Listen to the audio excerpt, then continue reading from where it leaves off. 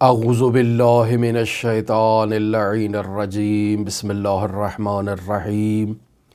الحمد للہ رب العالمین، الصلاة والسلام علی اشرف الانبیاء والمرسلین وعلی آلہ الطیبین الطاہرین المعصومین الذین اذہب اللہ عنہم الرجس وطہرہم تطہیرا۔ اللہم صل علی محمد وآل محمد، اللہم اخرجنا من الظلمات الوہم واکرمنا بنور الفہم، اللہم افتح علینا ابواب رحمتک وانشر علینا خزائن علومک برحمتک یا ارحم الراحمین۔ السلام علی الحسین وعلی علی بن الحسین وعلی اولاد الحسین وعلی اصحاب الحسین۔ حضرت سید الشہداء علیہ آلاف التحیت و ثناء اور ان کے اہل بیت علیہم الصلاۃ والسلام کی مظلومیت اور غم کے ایام میں ہماری گفتگو ان دنوں میں مرحوم مفسر قرآن علامہ محمد حسین طباطبائی رحمۃ اللہ علیہ کی گراں قدر کتاب رسالہ لب اللباب میں جاری ہے، اور آج اس سلسلے کے 76ویں درس کے ساتھ میں آپ کی خدمت میں حاضر ہوا ہوں۔ ہماری گفتگو ان بنیادی اصولوں پر چل رہی تھی کہ جنہیں سیر و سلوک کے بنیادی ارکان کہا جاتا ہے، یعنی وہ بنیادی رکن کہ جس پر عمل کرنا، جس کی پاسداری کرنا، جس کا خیال رکھنا ہر سالک کی ذمہ داری ہے، اور اگر سالک ان بنیادی اصولوں کو نظر انداز کر دے تو اس شخص کو سالک نہیں کہا جا سکتا۔ ان بنیادی اراکین پر ہماری آپ کے ساتھ گفتگو جاری تھی، اور آج ہم 7ویں ایسے بنیادی رکن کو آپ کی خدمت میں متعارف کریں گے کہ جسے ایک سالک نے نہایت ہی پابندی کے ساتھ اپنی زندگی میں اس رکن کا خیال رکھنا ہے، اور اس کا نام ہے محاسبہ۔ یعنی انسان اپنی زندگی میں روزانہ کے لیے ایک ایسا وقت مقرر کر لے جس وقت میں انسان اپنے تمام دن کی روٹین کا مکمل جائزہ لے، اس کو اچھی طرح سے چیک کرے کہ اس کی تمام جو آج کی سرگرمیاں ہیں ان میں کوئی ایسا فعل عمل اس نے انجام تو نہیں دیا جس میں خداوند متعال کی معصیت اس سے سرزد ہوئی ہو، جس میں اس نے خداوند متعال کی کوئی نافرمانی انجام دی ہو۔ لہٰذا اپنے تمام روزمرہ کاموں کا جائزہ لینا، ان کو اچھی طرح سے چیک کرنا، یہ ایک سالک کی ذمہ داری ہے۔ لہٰذا آپ دیکھیں کہ حضرت امام موسیٰ کاظم علیہ آلاف التحیت و ثناء سے یہ نورانی روایت ملتی ہے کہ جس میں آپ علیہ الصلاۃ والسلام ارشاد فرما رہے ہیں کہ لیس منا من لم یحاسب نفسہ کل یوم مرتن، یعنی جو شخص دن میں ایک مرتبہ اپنا حساب نہیں کرتا وہ ہم میں سے نہیں ہے۔ ہم میں سے نہیں ہے یعنی وہ کیا ہمارا شیعہ نہیں ہے، یا کیا وہ ہمارے خاص افراد میں سے نہیں ہے، کیونکہ یہ تعبیرات اس میں استعمال ہو سکتی ہیں۔ لیسا منا، وہ ہم میں سے نہیں ہے، یعنی ہمارے شیعوں میں سے نہیں ہے، یعنی ہمارے وہ افراد جو ہمارے شیعہ تو ہیں لیکن پھر شیعوں میں بھی شیعہ خاص الخاص، وہ جو خالص سچے مخلص شیعہ کہ جن کو منیت کا خطاب دیا جائے، جن کے لیے کہا جائے السلمانو منا اہل البیت، یعنی جنہیں منا اہل البیت کہا جائے، جو ہمارے خاص افراد ہوں، جن کی ہمارے ساتھ مناسبت اور سنخیت ملتی ہو، جو ہمارے ساتھ بہت ہی گہرا رابطہ رکھتے ہوں، جن کی ہمارے بغیر جو ہے وہ زندگی میں جن کے لیے کوئی گزارا نہ ہو، یعنی جو بالکل ہمارے ساتھ ہمارے نقش قدم پر چلنے والے ہوں اور منیت کا درجہ رکھتے ہوں، وہ اپنا حساب کرتے ہیں دن میں حد اقل ایک مرتبہ۔ لہذا جو اپنا حساب نہیں کرتا وہ اپنا راستہ ہم سے جدا کر لے، یعنی وہ منیت کا مصداق نہیں ہے، وہ ہم میں سے نہیں ہے، ہمارے چاہنے والے ہونے کا دعویٰ ضرور کر رہا ہے لیکن ابھی وہ منا نہیں ہے، ہم میں سے نہیں ہے۔ کیوں؟ چونکہ ہم میں سے جو افراد ہوتے ہیں وہ حساب کرتے ہیں اپنے اعمال کا، اپنی رفتار کا، اپنی گفتار کا، دن میں جو کچھ بھی انہوں نے کام انجام دیے ہیں ان کو چیک کرنا ان کے لیے ضروری ہے، اور اگر وہ اپنے روزمرہ زندگی کے امور کو حساب کتاب نہیں کریں گے تو خسارے میں ہوں گے۔ لہٰذا انسان اپنا حساب کیوں کرتا ہے؟ تاکہ اپنے تمام روزمرہ زندگی کے معاملات کا جائزہ لے کہ اگر اس نے کوئی خدائی نخواستے خداوند متعال کی نافرمانی کی ہے تو ایسے شخص کو یہ چاہیے کہ وہ فوراً استغفار کرے، خداوند متعال کے حضور عفو و درگزر کا مطالبہ کرے، تاکہ آج ہی کے دن جو اس سے نافرمانی ہوئی ہے اس کو وہ اپنے نامہ اعمال میں مرتب کر لے، درست کر لے، اس کی اصلاح کر لے، تاکہ آہستہ آہستہ آہستہ آہستہ اس کی یہ گردن وزنی نہ ہوتی جائے، تمام بوجھ انسان کی گردن پر نہ آتا جائے۔ اور اگر انسان حساب کتاب کر رہا ہے، اپنے روز کی روٹین کو چیک کر رہا ہے اور وہ اس بات کی طرف متوجہ ہوتا ہے کہ اس نے خداوند متعال کی اطاعت کی ہے، فرمان برداری کی ہے، اس نے نیک اعمال کو انجام دیا ہے، تو خداوند متعال کا شکر ادا کرے کہ خداوند متعال نے اسے ایک اچھی زندگی گزارنے کا اور اچھا دن گزارنے کا موقع دیا، ایک ایسا دن گزارنے کا موقع دیا جو اللہ کی فرمان برداری اور اللہ کی اطاعت پر مشتمل تھا۔ بس اگر انسان نے کوئی کوتاہی کی ہے تو انسان فوراً جو ہے وہ خداوند متعال کے حضور عفو و درگزر کا مطالبہ کرتا ہے۔ اگر لوگوں میں کسی کا حق پامال کیا ہے تو اس سے رضایت اور حلالیت کو طلب کرتا ہے۔ اب اگر انسان نے اچھا دن گزارا ہے تو خداوند متعال کا شکر کرے گا، لیکن اگر اس کے اعمال میں اس نے کوئی ایسی خطا کو مد نظر رکھا جو اس کے شایان شان نہیں تھی، جسے اسے انجام نہیں دینا چاہیے تھا، یعنی اس سے بعید تھا کہ ایسا مومن، نیک، پرہیزگار، اہل بیت علیہم الصلاۃ کا خالص شیعہ، سچا عزادار، وہ ایسا فعل انجام دے، یہ اس سے بعید ہے۔ اگر اس نے کوئی ایسا عمل انجام دیا ہو تو یہاں اس سالک کی یہ ذمہ داری ہے کہ وہ اپنی مذمت کرے، یعنی خود سے مذمت کرے۔ ایک دفعہ یہ ہے کہ نا لوگ انسان کی مذمت کرتے ہیں کہ بہت برا آدمی ہے، بہت برا کام کیا اس نے ہمارے ساتھ، بہت بدرفتاری کی، نہیں، یہ سالک خود کی خود مذمت کرے، یعنی استغفار تو اس نے جو کرنا ہے وہ کیا، خداوند متعال کے حضور عفو و درگزر کا جو مطالبہ اس نے کرنا تھا وہ مطالبہ کیا، لیکن یہاں اب بات ہو رہی ہے عتاب کی، کہ یہ سالک اپنا جو ہے وہ اپنے نفس کا جو ہے وہ عتاب کرے، معاتبہ کرے اپنے نفس کے اوپر خوب۔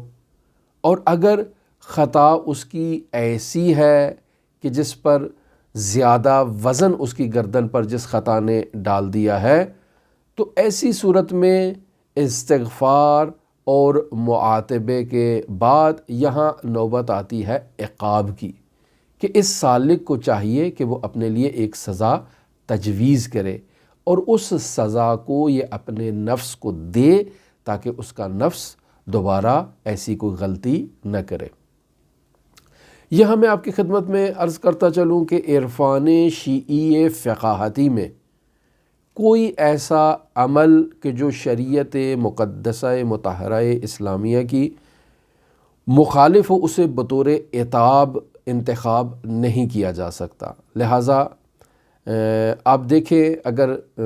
دوسرے مکاتب فکر کو ملاحظہ کریں یا جسے ہمارے معاشرے میں صوفیزم کہا جاتا ہے، اگر آپ اسے ملاحظہ کریں تو وہاں اسی مرحلے میں محاسبے کے وقت آ کر لوگ اپنے لیے ایسے ایسے معاقبے اور عتاب ان کو مد نظر رکھتے ہیں کہ جو ایک انسان کے لیے مناسب نہیں ہے۔ مثلا پاس ہی اپنے ایک کوڑا رکھیں گے جب حساب کر رہے ہوں گے، تو اگر ان کے حساب کتاب میں کوئی ایسی گڑبڑ نکل آئی کہ جس میں انہوں نے کوئی ایسا کام کیا ہو جو ان کی شان سے مطابقت نہ رکھتا ہو یا بہت ہی سنگین کام ہو، تو فوراً کوڑا اٹھا کے خود کو سزا دیتے ہیں کہ میں نے ایسے کام کیوں کیا۔ لہٰذا عتاب کا خود کو اس عتاب میں مبتلا کرتے ہیں، خداوند متعال کے حضور عفو درگزر کا بھی مطالبہ کرتے ہیں۔ لیکن اگر یہ سزا کچھ ایسی نوعیت کی ہے کہ جس سے اس کے بدن کو نقصان پہنچتا ہے تو شریعت اس کی تو اجازت نہیں دیتی ہے، یا عرف معاشرہ ایسے کاموں کی اجازت نہیں دیتا ہے، لیکن شریعت مقدسہ مطہرہ اسلامیہ کے دائرے میں رہتے ہوئے اگر وہ اپنے نفس کو عقاب دے رہا ہے، سزا دے رہا ہے، تو اس میں کوئی حرج نہیں ہے، وہ دے سکتا ہے۔ میں علامہ طہرانی کی تحریر شدہ عبارت اور مفسر قرآن علامہ محمد حسین طباطبائی رحمۃ اللہ علیہ کے عین کلمات کو آپ کی خدمت میں قرأت کرتا ہوں تاکہ یہ بحث محاسبہ آج ہی کے دن ہم کمپلیٹ کر لیں۔ چونکہ مفسر قرآن نے نہایت مختصر بیان کیا ہے، ہم تھوڑا اسے تفصیل کے ساتھ بیان کرنا چاہیں گے تاکہ اس مطلب کو اس کی ضرورت کے مطابق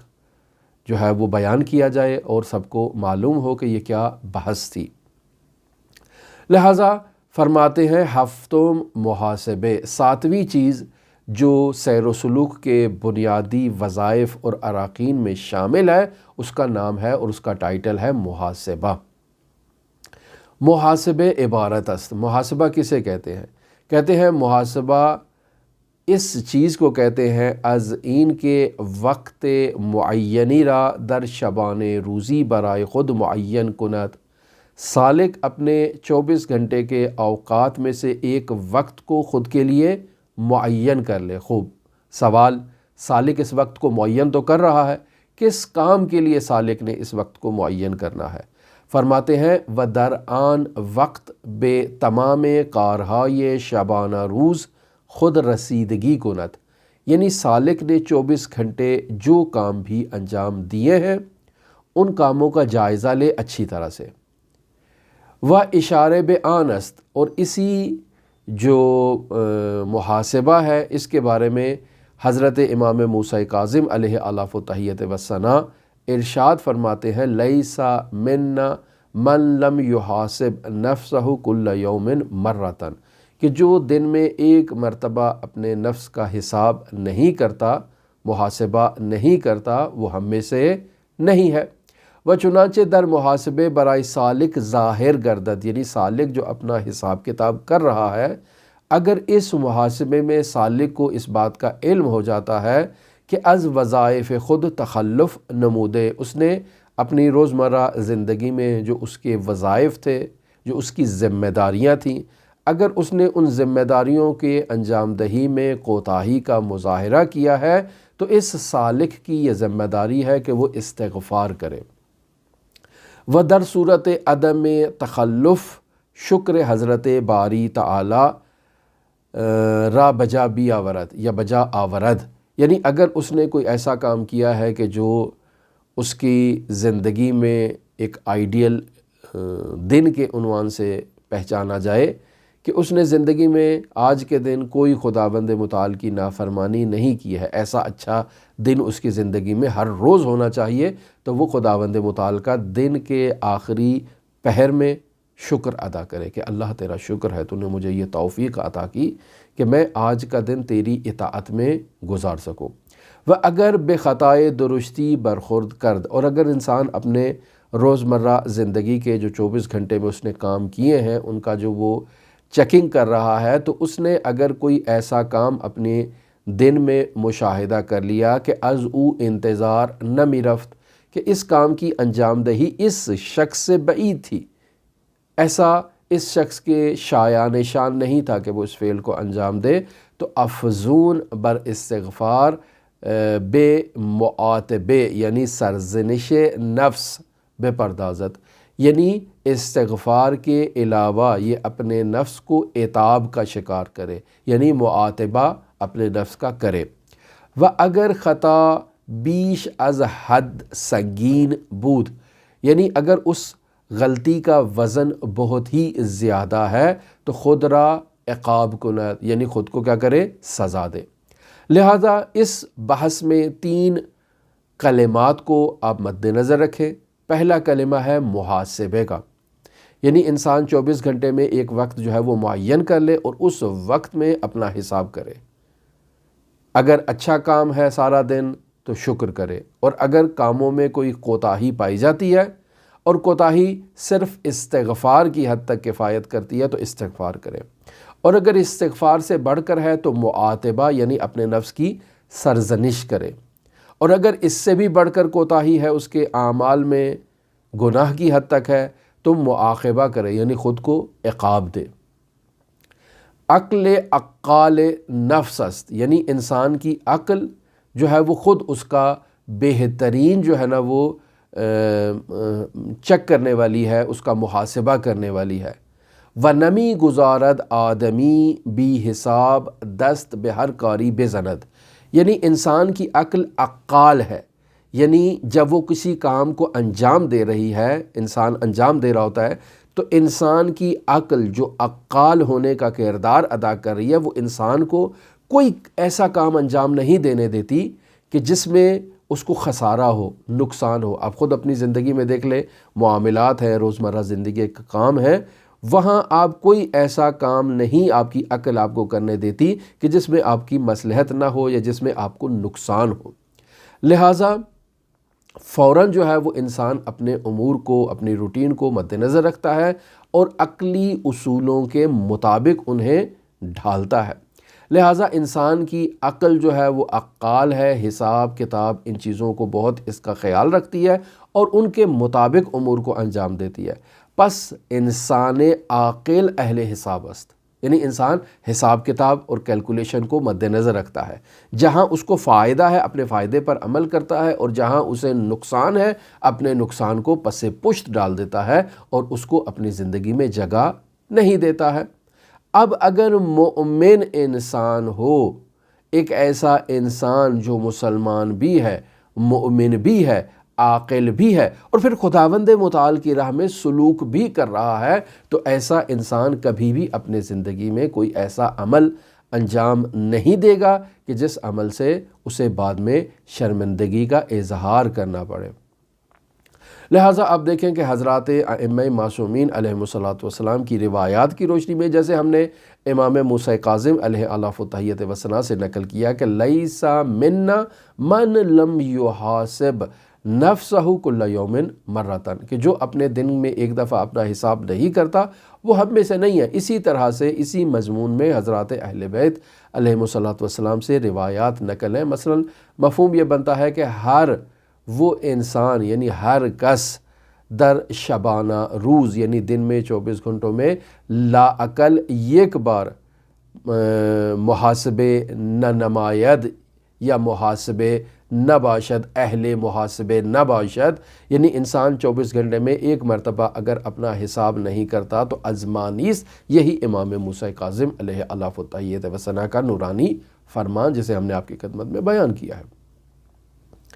یعنی جو شخص حساب نہیں کرتا وہ شیعہ کامل نہیں ہے،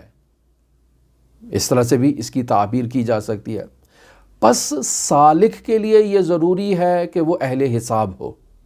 حساب و کتاب ہو، اپنے نفع اور نقصان کو مد نظر رکھے۔ یعنی سالک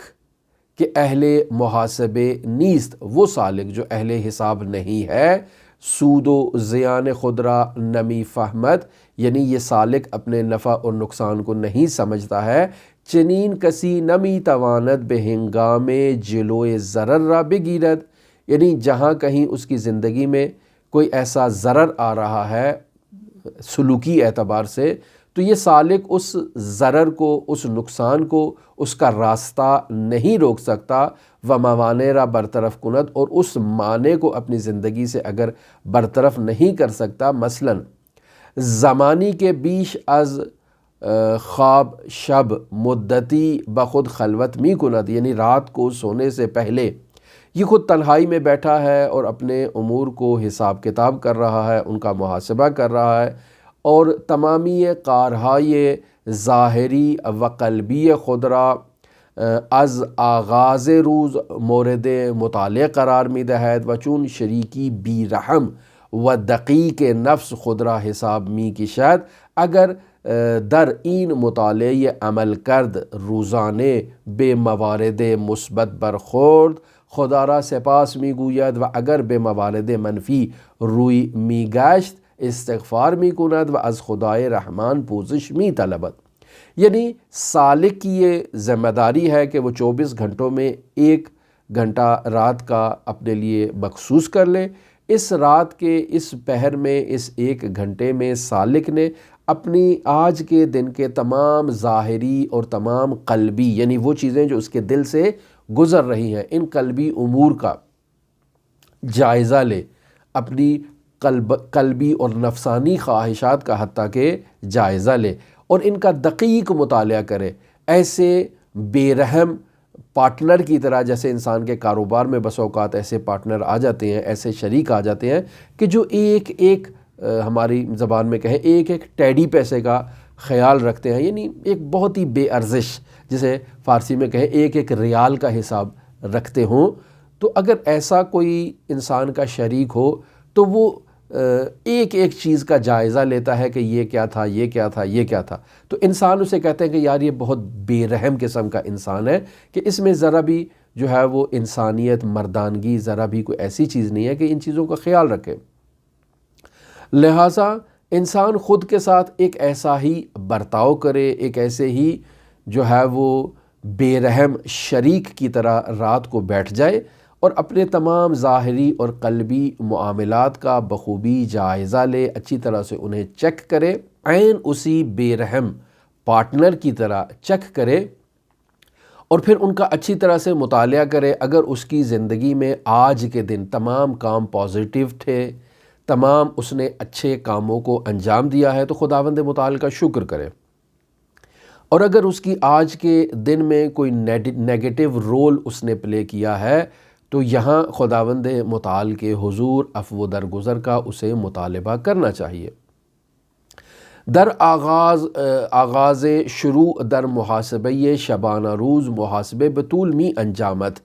ولی به تدریج سریعتر انجام می شود و چه بسا در عرض 5 دقیقه حساب رسی پایان می پذیرد، البته سالک باید در مقام حساب رسی از هیچ نقطه‌ای فرو گذار نکند و سهل انگاری نہ نماید۔ یعنی عین اسی طرح سے کہ جیسے آج آپ نے زیارت جامعہ کبیرہ کی تلاوت کرنی ہے، پہلی مرتبہ آپ زیارت جامعہ کبیرہ کی تلاوت کرنے لگے ہیں، 7-8 صفحات پر مشتمل ہے یہ زیارت۔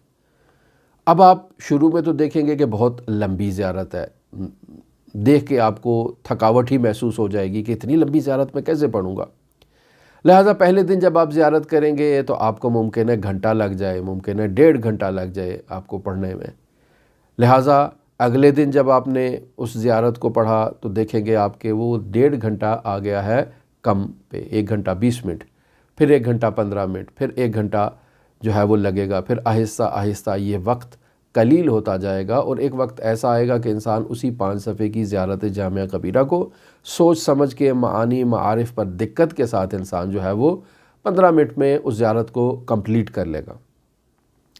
اسی طرح محاسبہ بھی ہے کہ اگر انسان آغاز کر رہا ہے محاسبے کا تو پہلی مرتبہ اس کو تکلیف ہوگی، دقت ہوگی کہ وہ بیٹھے گا رات کو بستر پر، جب بیٹھے گا محاسبہ کرنے کے لیے تو وہ دیکھے گا کہ اوہ یہ تو 3-4 گھنٹے کا کام ہے۔ لوگ ایسے ہی کہتے ہیں کہ یہ تو 5 منٹ کا کام ہے، نہیں، 3-4 گھنٹے لگتے ہیں حساب کرنے میں۔ لہٰذا جب وہ حساب کرے گا تو پہلے دن 3 گھنٹے لگیں گے، پھر دوسرے دن، پھر تیسرے دن، پھر چوتھے دن، اور آخر میں انسان کے تمام روز کا حساب جو ہے وہ 5 منٹ میں کمپلیٹ کر کے بیٹھ جائے گا۔ دقیق، بالکل درست، صاف ستھرا، نیٹ کلیئر جو ہے نا وہ اپنا حساب کر لے گا۔ لہٰذا آغاز میں انسان کو ہر عمل میں مشکل کا سامنا کرنا پڑتا ہے، لیکن بعد میں آہستہ آہستہ اس کو یہ سہولت مل جاتی ہے کہ وہ اپنے اعمال کو جلدی جو ہے وہ پایۂ تکمیل تک حساب کتاب کے ساتھ جو ہے وہ انہیں مکمل کر لے۔ لہٰذا محاسبہ بھی اسی طرح سے ہے، شروع میں انسان کو دقت کا سامنا کرنا پڑ سکتا ہے، لیکن بعد میں آسانی ہی آسانی ہے۔ پس سالک می تواند در آغاز بے منظور عادت نفس بیش از یک بار بے محاسبے بے نشینت، یعنی سالک ایسا اپنے لیے معین کر سکتا ہے کہ وہ آغاز میں جو ہے وہ اپنے لیے ایک وقت معین کر لے، اور دن میں 2 وقت کو معین کر لے، 3 وقت کو معین کر لے۔ مثلا اگر 24 گھنٹے ہیں تو ان 24 گھنٹوں میں اگر وہ بالفرض 20 گھنٹے جو ہے وہ بیدار ہے، یا ان 20 گھنٹوں میں بھی آپ کہیں 18 گھنٹوں میں بیدار ہے، تو ان 18 گھنٹوں کو جو وہ بیدار ہے اس میں 3 حصوں میں ان کو تقسیم کر دے، 4 حصوں میں ان 18 گھنٹوں کو تقسیم کر دے، اور پھر ہر مقررہ وقت کے اوپر اپنے ان امور کا جو ہے وہ حساب کتاب کرے۔ اب اگر انسان اس طرح سے اپنے دن کو 4 حصوں میں 5 حصوں میں ڈیوائیڈ کر دے گا، تو اب جو اسے حساب کرنا ہے تو چند گھنٹوں کا اس نے حساب کرنا ہے اپنے ان 24 گھنٹوں میں، تو جو چند گھنٹوں کا حساب کرنا ہے تو جلدی اس کے لیے یہ ہو جائے گا۔ یہ انسان اپنے نفس کو عادت دینے کے لیے محاسبے کی اس طرح سے سہولت ایجاد کر رہا ہے، وگرنہ ایک وقت جو ہے نا وہ کیا گیا ہے۔ یہاں چونکہ ہم یہ عبارت اب علامہ طحرانی کی نقل کر رہے ہیں، خود مفسر قرآن کی یہ عبارت ہم آپ کی خدمت میں بیان نہیں کر رہے، تو علامہ طحرانی کہتے ہیں کہ ہمارا ایک عزیز تھا کہ عزیزی را می شناختم، میں ایک جاننے والے شخص کو پہچانتا تھا کہ در آغاز ہر ساعت از صبح تا شب بے مشارت می نشت، یعنی چونکہ ہم نے کہا کہ پہلے مشارطہ ہے، مشارطے کے بعد مراقبہ ہے، مراقبے کے بعد محاسبہ ہے، تو یہ سالک ہمارا عزیز، ہمارا دوست، ہمارا جاننے والا، یہ ہر گھنٹے جو ہے وہ باقاعدہ اپنے ساتھ مشارطہ کرتا تھا، شرط کرتا تھا کہ میں نے کیا کرنا ہے۔ و در طول آن ساعت بے مراقب می پرداخت، یعنی خود شرط کرتا تھا کہ مجھے ایسے جو ہے یہ اپنا وقت گزارنا ہے، اور پھر اس کا جو ہے نا وہ خیال بھی رکھتا تھا، مراقبہ بھی کرتا تھا، اور پھر مراقبے کے بعد در پایان آن محاسبے میں کرد، اور اس کے بعد اس کا حساب بھی کرتا ہے۔ یعنی اگر 18 گھنٹے ہیں تو 18 گھنٹوں کو وہ تقسیم کر لیا، 18 جو ہے وہ مشارطوں میں، 18 مراقبوں میں، اور 18 محاسبوں میں، کہ اس ایک گھنٹے میں نے یہ کام کرنا ہے۔ یہ کام ہو گیا مشارطہ، مشارطے کے بعد خیال رکھنا ہے کہ میں نے وہی کام کرنا ہے، اس سے کوئی تخطی نہ ہو، کوئی خلاف ورزی نہ ہو، اور پھر 1 گھنٹے کے بعد اس کا محاسبہ بھی کرنا ہے کہ میں نے یہ اپنا 1 گھنٹہ درست گزارا، پھر اگلے گھنٹے میں داخل ہو جائے مشارطہ، مراقبہ اور محاسبہ میں۔ اسی طرح اپنے 18 گھنٹوں کو اس طرح سے وہ تقسیم کرتے تھے۔ قاہرن در طول روز بیش از 10 بار مشارطے، مراقبے و محاسبے می کرتی، یہ علامہ طحرانی کا کوئی جاننے والا ایسا تھا۔ خوشا بحالش، کہتے ہیں بہت ہی خوش نصیب تھا کہ وہ اپنا خیال اس قدر دقت کے ساتھ رکھتا تھا کہ اس کے لیے اگر رات کو بیٹھ کر 18 گھنٹوں کا حساب کرنا دشوار ہو تو وہ ہر گھنٹے کو اس طرح سے اس نے اپنے لیے تقسیم کیا ہوا تھا، یا ہر 2 گھنٹوں کو تقسیم کیا ہوا تھا، اس طرح سے اس نے اپنے لیے ایک روش بنا رکھی تھی۔ البتہ پس از مدتی سلوک جانانے یک مشارطے صبح گاہی و محاسبے شام گاہی کافی، یعنی اگر انسان اسی طرح سے اپنے لیے ایک عادت کو مقرر کر لیتا ہے، 1 گھنٹہ 2 گھنٹہ 4 گھنٹہ 5 گھنٹہ اس نے مشارطہ، مراقبہ اور محاسبہ کرنا ہے اپنے اس مقررہ وقت کا، تو یہ آغاز میں اس طرح سے روٹین کرے، وگرنہ بعد میں جب انسان کو آہستہ آہستہ اس پہ عبور حاصل ہوتا جائے اور ملکہ حاصل ہوتا جائے تو دن میں 2 دفعہ بھی اگر اس پر اکتفا کر لے، صبح کو اور شام کو، تو کفایت کرتا ہے، اور پھر اس حد تک انسان آگے چلا جائے کہ رات کو 1 دفعہ اگر اپنا وہ امور کو چیکنگ کر لیتا ہے تو یہ بھی اس کے لیے کافی ہے۔ لہٰذا انسان کی جو غلطیاں ہیں، اگر انسان ان غلطیوں کو مد نظر رکھے تو تمام غلطیاں اس کی ایک جیسی نہیں ہیں، یعنی ایسا نہیں ہے کہ وہ ایک ہی جیسا جو ہے نا وہ ہر انسان، یعنی جیسے ڈاکٹر کے پاس جائیں تو ڈاکٹر آپ کو دوائی تجویز دیتا ہے، آج کل کے چونکہ ایام اگر کرونا کے ہیں تو ڈاکٹر کے پاس جائیں تو وہاں سے ایک پیچھے سے ایک آرڈر آیا ہوتا ہے جو ان کی منسٹری ہے، منسٹری آف ہیلتھ، ان کی طرف سے ایک ڈاکٹروں کو جو ہے وہ آرڈر جاری ہوا ہے کہ جو مریض بھی آپ کے پاس آئے گا آپ نے اس کو زکام کی گولی ضرور دینی ہے، چاہے اس کو زکام ہو یا اس کو زکام نہ ہو۔ تو وہ جو بھی شخص آئے گا اس کو ایک وہ گولی دے دے گا زکام کی، اس کو نزلے سے متعلق ٹیکہ دے دے گا، اس کو کھانسی سے متعلق بالفرض کوئی ایسا سیرپ دے دے گا تاکہ اس کو انفیکشن ایسی نہ ہو۔ تو یہ ایک جیسا اس نے حساب رکھا ہوا ہے چونکہ ہیلتھ منسٹری سے اس کو آرڈر آ چکا ہے۔ کیا ایسے ہی ہے مشارطہ، مراقبہ اور محاسبہ کہ ہم ایک یہاں نسخہ اس وقت میں آپ کو بتا دوں کہ علامہ طہرانی نے یا مفسر قرآن نے یہ نسخہ بیان کیا، اور سب جتنے بھی افراد ہمارے جو گفتگو کو سنیں گے، 100، 200، 1000، 2000 جتنے بھی افراد، وہ اسی کے مطابق عمل کریں، ایسا نہیں ہے عزیزان۔ میرے لیے ایک اور روٹین ہو سکتی ہے، آپ کی ایک اور روٹین ہو سکتی ہے، علامہ طباطبائی کی ایک اور ہو سکتی ہے، علامہ قاضی کی اور ہو سکتی ہے، آغا بہجت کی مختلف ہو سکتی ہے، تو بس یہ ہماری روٹین مختلف ہو سکتی ہے۔ سالک در ہنگام محاسبے اگر بے خطائے درشتی برخورد کرد، اگر سالک اپنا محاسبہ کر رہا ہے تو ایسی اس نے کوئی غلطی دیکھ لیا جو بہت ہی سنگین غلطی ہے اور انسان سے متوقع نہیں تھا کہ وہ ایسا کام انجام دے گا، تو باید افزون بر استغفار آن ہم بسیار ورنہ یک بار بے معاتبے بے پردازت۔ تو سالک استغفار تو کرے کثرت کے ساتھ، لیکن اس کثرت استغفار کے ساتھ یہ سالک اپنے اوپر عتاب بھی کرے، یعنی بر نفس خویش نہیب و سرکوب زند و نعوذ باللہ اگر خطا بیش از حد سنگین بود خود را عقاب کند، یعنی اپنی ملامت کرے، خود کو برا بھلا کہے کہ میرے نفس نے یہ فعل پست انجام دیا جسے مجھے انجام نہیں دینا تھا، بار بار کہے کہ اس نفس خبیث ملعون اور نفس سرکش نے اس فعل کو انجام دیا، خود کو، لوگوں کے سامنے نہیں، خود کو اپنی جو ہے نا وہ نفس کو سرزنش کرے کہ تجھے یہ انجام نہیں دینا چاہیے تھا، تو نے یہ غلطی کی ہے، تو نے یہ زیادتی کی ہے اپنے ساتھ، تجھے ایسا نہیں کرنا چاہیے تھا۔ ایسے ہی جیسے انسان اپنے بچوں کو سمجھاتا ہے، بچوں کو تذکر دیتا ہے، ایسے ہی خود کو جو ہے نا وہ عتاب کرے۔ اور اگر غلطی سنگین ہے تو جیسے انسان بچوں کے کان مروڑ دیتا ہے اور بس اوقات ایسی تنبیہ کر دیتا ہے کہ جو ناجائز ہے فقہی اعتبار سے، اسی طرح انسان خود کو جو ہے وہ عقاب دے، خود کو سزا دے،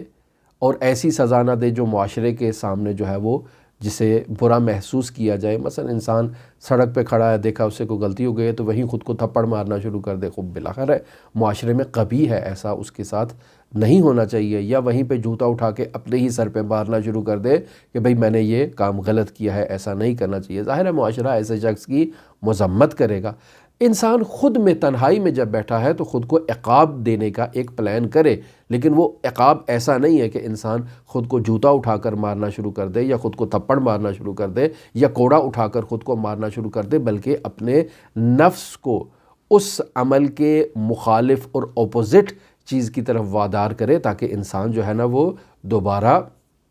اس فعل کو انجام نہ دے۔ یہ سالک کی اپنی کنڈیشن ہے، یعنی ہم یہاں قاعدہ کلی نہیں بیان کر سکتے۔ کیسا عتاب اپنے نفس کو دینا ہے یہ خود وہ تعیین کر سکتا ہے، یعنی عقاب مناسب با جرم مورد ارتکاب، یعنی جو اس نے جرم کیا ہے اسی جرم کی مناسبت کے ساتھ جو اس نے عقاب تجویز کیا ہے اس کو ہے۔ وہ اشخاص گوناگون و حالات آنہا و خطائے آنہا مختلف ہے، ظاہر ہے میری خطا مختلف ہے آپ کی خطا سے، آپ کی خطا مختلف ہے آپ کے بچوں کی خطا سے، آپ کے بچوں کی خطا مختلف ہے اپنے دوسرے دوستوں کی نسبت، تو بس ایک کلی فارمولہ نہیں دیا جا سکتا۔ انسان اپنی جو امور ہیں ان کو خود اس چیز کا جائزہ لے سکتا ہے۔ مثلا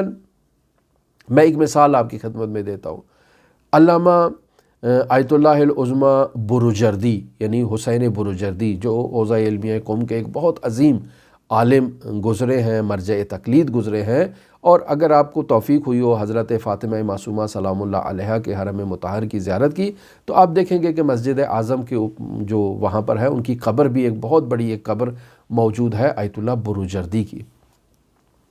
آیت اللہ بروجردی کی روش تھی کہ وہ جب درس پڑھاتے تھے تو درس کے بعد طالب علم سوالات کرتے ہیں، جیسے ہم سے بعض لوگ سوالات کرتے ہیں اور ان کے سوالات نامربوط قسم کے ہوتے ہیں۔ تو آیت اللہ بروجردی کو غصہ آ جاتا تھا بس اوقات، طالب علموں کے ایسے سوالات کو سن کر کہ بالآخر آدمی آہستہ آہستہ اوپر آتا ہے، اور پھر اب ایسی سٹیج پر پہنچ چکا ہے جو درس خارج کی سٹیج ہے، اور پھر وہاں انسان ایک ایسا سوال کرے کہ جو بالکل ہی نامربوط قسم کا ہو، جسے فارسی میں کہیں چرند قسم کا سوال ہو، فضول قسم کا سوال ہو، بیہودہ قسم کا سوال ہو، تو آدمی کو غصہ آ جاتا ہے۔ تو آیت اللہ بروجردی کو غصہ آ جاتا تھا ایسے سوالات پر کہ جو طالب علم کی شایان شان نہیں ہوتے تھے، لیکن غصہ ہے، انسان کو اس پہ کنٹرول کرنا چاہیے۔ تو آیت اللہ بروجردی نے خود سے یہ عہد کر رکھا تھا کہ اگر مجھے کسی طالب علم کے سوال پر غصہ آیا تو میں اس غصے کے بعد جو سزا دوں گا وہ اپنے نفس کو، وہ یہ ہے کہ میں 1 سال روزہ رکھوں گا۔ لہٰذا انہوں نے ایسی نظر کی، اور ان کو جب غصہ آیا تو انہوں نے اس نظر کی وفا کی اور باقاعدہ 1 سال روزہ رکھا۔ میں یہ آپ کو نہیں کہہ رہا ہوں کہ آپ ایسا کریں، آپ آیت اللہ بروجردی نہیں ہیں کہ ایسی نظر کر کے کل کو پھنس جائیں اور 2 دن کے بعد جو ہے نا وہ آپ ہاسپٹل میں ایڈمٹ ہو کہ بھئی اتنی سخت گرمی ہے اور ہم اب روزہ نہیں رکھ سکتے، اب پھر آپ ہم سے رابطہ کریں جی اب بتائیں کفارہ کیا دیں، کیا کریں جی، اس کا جبران کیسے کریں۔ دیکھیں عزیزان محترم، اعتدال کے ساتھ آپ باتوں کو حوصلے کے ساتھ، تحمل کے ساتھ سماعت کریں۔ اس لیے ہم ایسی باتیں نقل نہیں کرتے کہ کل کو بعد میں لوگوں کو مشکلات کا سامنا کرنا پڑے۔ آپ لوگ آغا بروجردی نہیں ہے، یہ آغا بروجردی کے ساتھ اختصاص رکھتا تھا۔ ہمارے لیے جو رمضان کے روزے رکھنا مشکل ہو جاتا ہے تو ہم 1 سال کے روزے کہاں سے رکھیں گے، اور پھر ان 1 سال کے ایام میں وہ محرم حرام ایام بھی ہیں۔ پھر آپ لوگ کہیں گے کہ بھئی آیت اللہ بروجردی نے عیدین کے روزے کیسے رکھے۔ عزیزان، تھوڑا تحمل مزاجی کے ساتھ بزرگان کے اوپر انگشت نمائی کرنے سے پہلے انسان کو دیکھ لینا چاہیے کہ اگر یہ روزمرہ زندگی کے حلال و حرام کا ہمیں علم ہے تو آغا بروجردی کو بھی ان باتوں کا علم ہے، وہ بھی ان چیزوں کو جانتے ہیں۔ وہاں اگر روزہ نہیں رکھ سکتے تو وہاں روزے کے معادل اور جو اس کے نعم البدل ہے اس کو وہ خود بہتر جانتے ہیں، اور اس کے حساب سے وہ بغیر کھائے پیے اور بغیر روزے کے نیت کے بھی وہ اپنا دن گزار سکتے ہیں اور حرام میں بھی مبتلا نہیں ہو سکتے ہیں باہر کے۔ تو آیت اللہ بروجردی کی یہ روش تھی۔ پس انسان کی عادتیں مختلف ہوتی ہیں۔ مثلا ایک انسان نے گناہ کیا جو آنکھ سے متعلق تھا۔ مثلا انسان نے کہا کہ اگر میں نے جو ہے وہ کوئی فلم دیکھی اپنی آنکھ سے تو میں آئندہ اپنی اس آنکھ کو سزا دوں گا۔ یعنی کیسے سزا دوں گا؟ یعنی میں اس آنکھ کو 24 گھنٹے آئندہ بیدار رکھوں گا، اسے سونے نہیں دوں گا۔ اس سے ایسی غلطی ہوئی کیسے؟ اس نے دیکھی کیسے وہ فلاں جو چیز تھی جو مجھے نہیں دیکھنی چاہیے تھی، یا نامحرم کو میں نے کیسے دیکھا؟ تو میں 24 گھنٹے آئندہ بیدار رہوں گا اور اس آنکھ کو سزا دوں گا، اس کو آرام کرنے کی اجازت نہیں دوں گا، یہ بیدار رہے، اس کو میں سزا دے رہا ہوں، اور پھر اسی سزا میں انسان جو ہے وہ بیدار رہے۔ یہ انسان کہہ سکتا ہے کہ اس نے یہ غلطی کی ہے، اب میں اسے مجبور کروں گا اس آنکھ کو کہ آئندہ 24 گھنٹے تم نے قرآن مجید کو دیکھنا ہے، آئندہ 24 گھنٹے تم نے امام رضا علیہ آلاف و تحیت وثنا کی ذریعہ مطہر کو دیکھنا ہے بالفرض، تاکہ وہ غلطی جو اس آنکھ سے ہوئی ہے اس کا جبران کیا جا سکے۔ ایسا انسان خود کے لیے تجویز کر سکتا ہے۔ یہ وہ انسان کہ جو پرخور قسم کا انسان ہے، یعنی لذیذ کھانے کھانے کی اس کو عادت ہے، اور ایسے ہی لذیذ کھانوں میں کہیں وہ ایسے کھانے کی طرف پہنچ گیا کہ جو اسے نہیں کھانا چاہیے تھا، تو اب انسان اپنے معدے کو، اپنے شکم کو جو ہے وہ سزا دے۔ اب سزا یہ نہیں ہے کہ انسان کوڑا اٹھا کر اس پیٹ کے اوپر جو ہے نا وہ مارنا شروع کر دے، یا اپنے ہونٹوں کے اوپر چھڑی مارنا شروع کر دے۔ عزیزان، اس کی ہم نہ تو تجویز کرتے ہیں اور نہ ہی یہ عرفان اسلامی شیعی فقاہتی میں تجویز کیا جاتا ہے۔ لہٰذا یہاں آپ کیا کریں گے؟ آپ نے اب اپنے معدے کو سزا تو دینی ہے۔ سزا یہ دیں کہ آپ ایسی جو مقوی اور طاقتور غذا ہے اس کو کھائیں جس میں آپ کو لذت نہیں آتی ہے۔ مثلا ہوتا ہے نا کہ انسان بعض غذاؤں سے متنفر ہوتا ہے، لیکن وہ طاقت کے اعتبار سے بہت ہی طاقتور چیزیں ہوتی ہیں، لیکن انسان کو کراہت آتی ہے۔ مثلا بعض افراد ہیں جنہیں اوجری کھانے سے کراہت آتی ہے، یا جنہیں یہ جو سری پاوے ہیں وہ کھانے سے کراہت آتی ہے، یا کوئی ایسی غذا ہوتے ہیں نا افراد کی ایک اپنے مزاج ہوتا ہے۔ تو اگر انسان نے کوئی ایسی لذیذ خوراک کھا لی ہے تو اب خود کو سزا دے بھی تجھے میں اب وہ غذا کھلاؤں گا جس سے تجھے نفرت ہے۔ انسان کے بدن کی ضرورت تو وہ غذا پوری کر دے گی، لیکن لذت انسان کو نہیں آئے گی، انسان کو اس غذا سے کراہت آئے گی۔ لہٰذا انسان خود کو جو ہے وہ سزا کے طور پر ایک ایسے کام پر وادار کرے، یعنی کوئی ایسا کام جو شریعت مقدسہ مطہرہ اسلامیہ میں حرام نہیں ہے، شریعت نے منع نہیں کیا ہے، اس کام کو بطور سزا اپنے لیے تجویز کرے۔ ایسے کام کہ جس کو انجام دینے سے انسان کے اوپر کفارہ واجب نہ ہو جائے، کہ انسان خود کو اپنے نفس ہی کو سزا دے دے اور اس کا بدن جو ہے وہ خون آلود ہو جائے اور انسان کو مشکلات کا بعد میں سامنا کرنا پڑے، ایسا نہیں ہونا چاہیے۔ لہٰذا اگر آپ اسی محاسبے سے متعلق قرآن مجید کی آیات کا جو ہے وہ جائزہ لیں تو سورہ حشر کی آیت نمبر 18 اس میں باقاعدہ خداوند متعال ارشاد فرما رہا ہے، بسم اللہ الرحمن الرحیم، یا ایہا الذین آمنوا اتقوا اللہ ولتنظر نفس ما قدمت لغد واتقوا اللہ ان اللہ خبیر بما تعملون، یعنی اے ایمان والو اللہ سے ڈرو،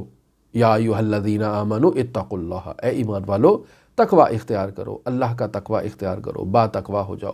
وَلْتَنْظُرْ نَفْسٌ مَّا قَدَّمَتْ لِغَدٍ، اور ہر شخص کو یہ دیکھنا چاہیے کہ وہ کل اپنے لیے کیا بھیج رہا ہے، یعنی اس دنیا میں جو انسان عمل کو انجام دے رہا ہے، الدنیا مزرعۃ الآخرہ، یہاں انسان زراعت کر رہا ہے تاکہ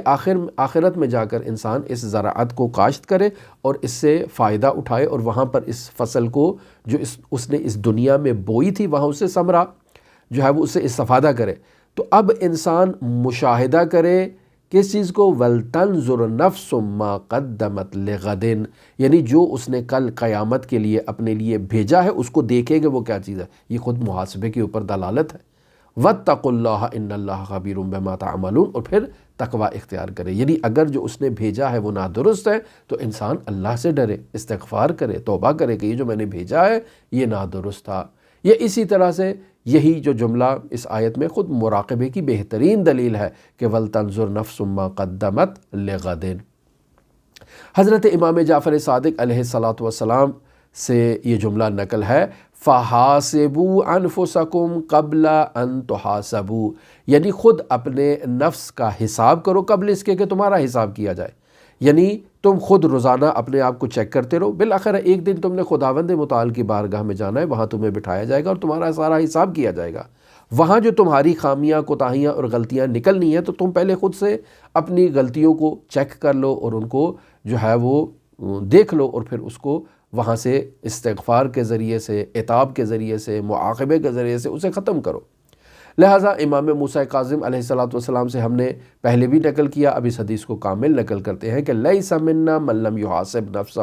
فی کل یوم، وہاں مراتن تھا، یہاں مراتن نہیں ہے، کہ انسان جو دن میں ایک مرتبہ اپنا حساب نہیں کرتا وہ ہم میں سے نہیں ہے۔ فَإِنْ عَمِلَ حَسَنًا اسْتَزَادَ اللَّهُ، یعنی اگر انسان نے کوئی عمل اچھا انجام دیا ہے تو خداوند متعال سے تقاضا کرتا ہے کہ اے میرے پروردگار اس عمل میں اضافہ کر، میں اسی نیکی کی حالت پر برقرار رہنا چاہتا ہوں۔ وَإِنْ عَمِلَ شَيْئًا اسْتَغْفَرَ اللَّهَ مِنْهُ وَتَابَ إِلَيْهِ، اگر اس نے کوئی برا عمل انجام دیا ہے تو اس برے عمل سے خداوند متعال کی بارگاہ میں استغفار کرے، توبہ کرے اور خداوند متعال سے عہد کرے کہ دوبارہ وہ ایسا کوئی غلط کام انجام نہیں دے گا۔